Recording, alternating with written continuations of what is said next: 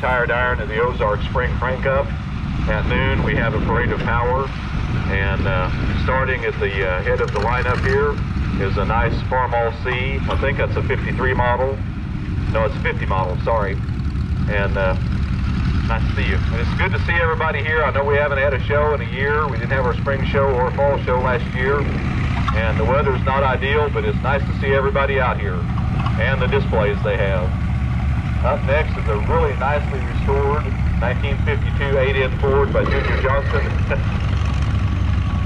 And that's one of the nicest 8-ins you'll see around. We had one on the farm and it certainly wasn't looking that good when we had it.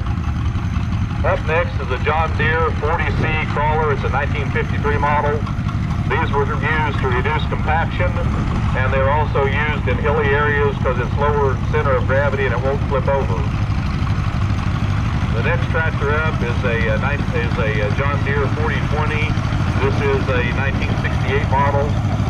The 4020 is kind of a legendary tractor for John Deere, and a lot of people say it kind of put them on the map, even though they've been making tractors for many years before the 4020. And the next tractor up is a Gibson. It's a little bit unusual, no steering wheel. It uses a steering tiller or steering lever, but these are nice little tractors, and there were a lot of them made as garden tractors. And in the 50s, a lot of them were used. Up next is an Oliver Fleetrac OC3 tractor, and these were very popular with orchards and vineyards, and it's a very nice running little tractor that Bill has. Up next is a John Deere Model H. This is the smallest of the two-cylinder tractors in that style that John Deere had, and it is a very nice running tractor in its workflow.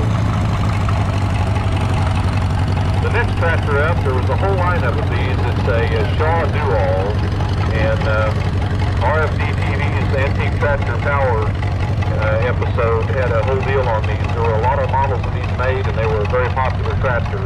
The Duals were for small garden work and small row crop or tractor garden work. They were a very useful tractor. Unfortunately, we don't really have any others today. There's not that many that showed up due to the weather, but we appreciate everybody that came, and we hope you all enjoy the... Oh, I see one more.